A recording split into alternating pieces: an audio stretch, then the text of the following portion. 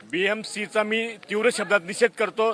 त्यांनी इथे टेंट लावला नाही, तिथे बाथरूम मध्ये पाण्याची व्यवस्था केली नाही, पिण्याच्या पाण्याची व्यवस्था केली नाही। अक्षरशः एका मराठा बांधवाने एक ट्रक भरून बिस्लरी आणले आणि त्या बिस्लरीने आम्ही शौचाला गेलो। इतकी वाईट कंडिशन आहे, इथे झोपायची व्यवस्था नाही, इथे पाणी तुंबले जसं काही आम्ही खड्ड्यामध्ये समुद्रात झोपलोय काय अशी परिस्थिती। रात्रभर आम्ही जागरण काढलं, आम्ही जागरण केलं। कुठलाही मराठा माझा जो आझाद मैदानावर हजर आहे तो झोपला नाही। या पावसामुळे तुम्ही पाहताय पाणी पचपच आमच्या चपला पाया अंगाचे कपडे सगळे ओले झाले आणि सकाळी स्वच्छच आलो तर रात्रीपासून बीएमसीने पाण्याची पुरवठा केला नाही शौचालयाला।